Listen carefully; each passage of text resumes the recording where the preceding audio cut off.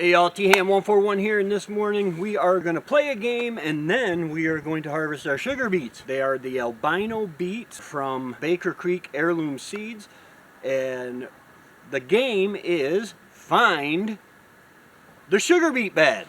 We're just going to keep walking and walking and walking. There they are. There they are. Now I try not to get too excited about beets, because sometimes we have the critters that come in and eat the beets, and sometimes they just don't grow very big. Oh my. Ooh, that's a beet, baby. A little one. Oh wow. That's nice. Even the small ones are even good, you know? Wow. Couple growing together here.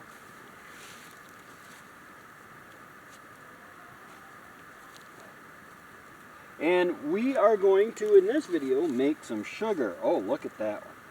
Wow, I didn't think these are some nice beets. Cut back the forest. Oh, look at that. We've had a lot of colder weather. We got down to 33 degrees is the lowest it's gotten so far. So it hasn't frosted.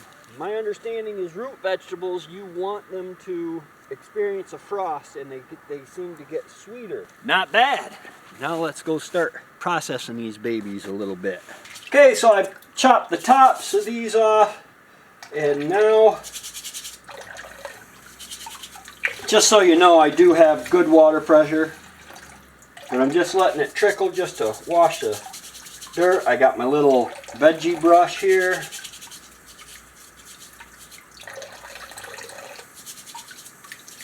Once you peel them and cut the skin off them, then they have to be submerged in water, but you want to keep that water because it will be sweet water.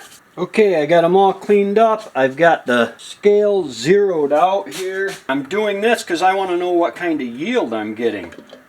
How much sugar I get from the amount of sugar beets that I do.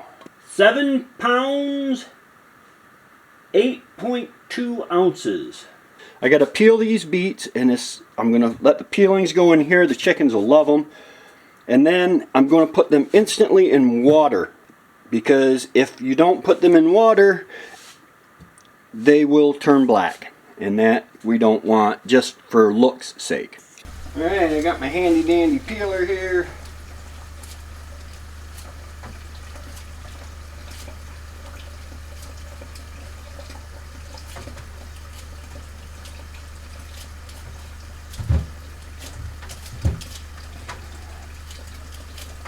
Oh, just peeled my finger.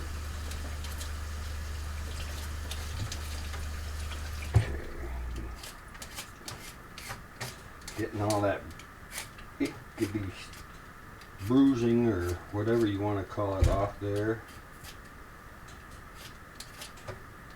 See, you got a little bruising there, but you go down just a little bit and it just right disappears. I'm going to just cut them in pieces so they will fit. Kind of wondering what they taste like raw.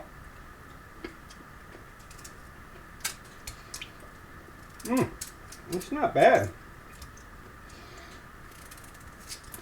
Not overtly sweet. Ah! Yeah, there's one for the blooper reel. Bugger. Apparently, you have to be careful with the safety peelers too. It's a dangerous world here on the homestead. I just put this water and all in this stock pot because from the moment you put these peeled pieces in the water, that water is absorbing sugar. And this is what we've got. And a cut finger. Ooh, it's bleeding through. Yay. Alright. Now we have to shred it. And I am choosing to shred it by hand.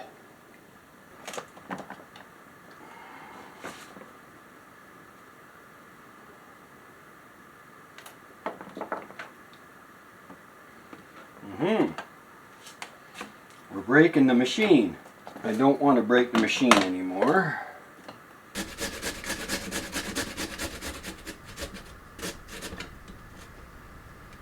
Okay, who's taking bets on if I cut my knuckles with the cheese grater?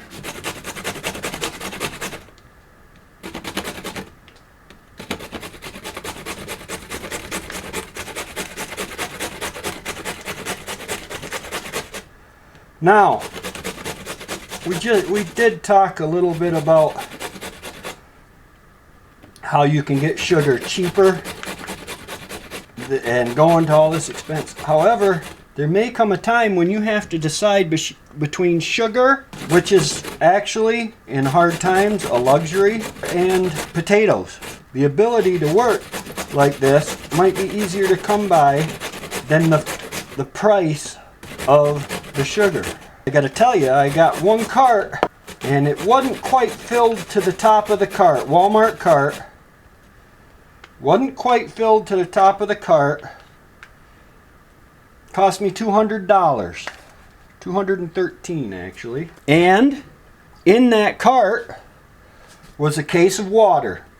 Cases of water are big. A 12 pack of Yoo-Hoo. Every once in a while I like to have me a Yoo-Hoo. Yoo-Hoo! And a 12 pack of 16-ounce bottles of my tea, because I drink a lot of water because of the fasting that I'm on, the intermittent fasting to lose weight, down to 216 pounds, thanks for asking, from 230. The cold reality that you could actually not have enough money to buy something, have to put stuff back, have to pick and choose between X, Y, and Z food,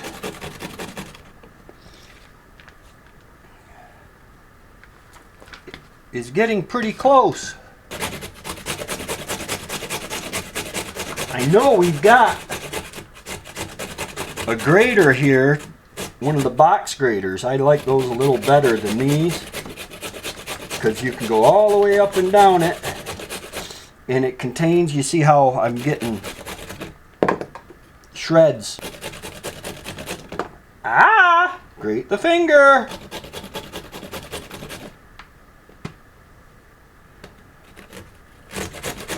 Aye aye! Grate the thumb! Ah!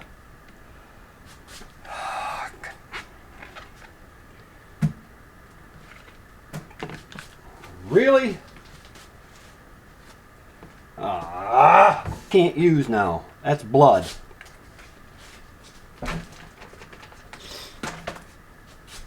Ugh. Alright, y'all, for the sake of this project, so that I don't contaminate the whole project with my blood, which is fine, it's for me anyway, I have no diseases, the chemicals in the Gulf War killed all those, I'm going to go ahead and use a food processor for the rest of these. I'm cheating, yes, but the concept is proven. This is just a little food processor.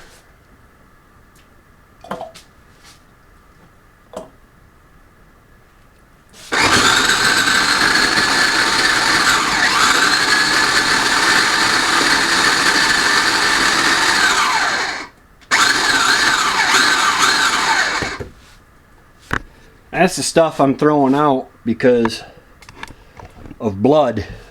Now we start boiling down. And that'll kill any pathogens that might be in anything that might be in my blood. There's just no way around it. I failed. The blood in the sink is a testimonial. Look, it stopped bleeding now. Of course not. Of course it ain't bleeding now. I have stopped working with food. If you haven't already, go ahead and hit like, hit subscribe. We are on our way to 1,000 subscribers and monetization and all that good stuff. and hit that little notification bell so that you get notified every time I come out with new content. And don't forget to check the links in the description for this deadly tool. Boil, boil, boil, stir, stir, stir. Boil, boil, boil, stir, stir, stir. Alright, y'all, this is what we got. We boiled it down for 2 hours. Took it to simmer. Then simmered it down for 2 hours. Now we're just going to strain out the solids. I've got our handy dandy jelly strainer here. There will be a link in the description for that.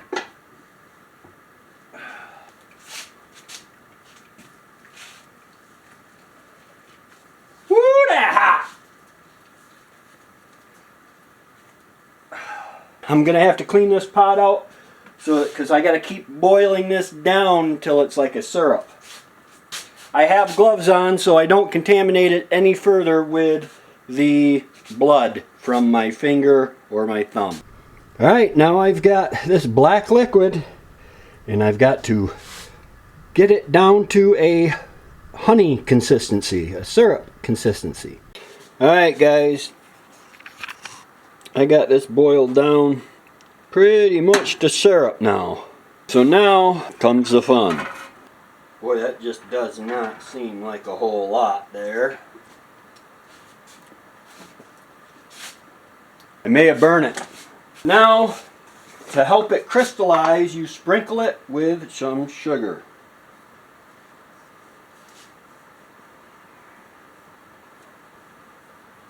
And that will kind of give it the blueprint to crystallize it. It's 3 p.m. on October 5th. Now we just have to wait and let that dry.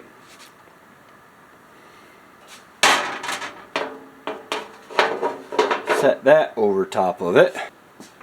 Alright guys, if you haven't already, go ahead and hit that like button, hit that subscribe button, and that little notification bell so that you get notified every time I come out with new content. For better or for worse, I share it all. There are merch links, there are links to everything I use in the videos down in the description. So go ahead and check those out. I get a little kickback for when you use my links. I do appreciate it. Alright y'all, this is what I'm looking at. Unfortunately, I covered it with a paper towel after the pan so it would dry. Today is October 21st. It's with everything going on, it's just been crazy, but my paper towel fell in, so I'm going to lose a little bit of yield. But I would suggest using a silicone pan so it will break out easier, or wax paper at the very least. That's what I should have done it with, was wax paper. But we are going to scrape it off the pan and put it in the food processor to try to make sugar.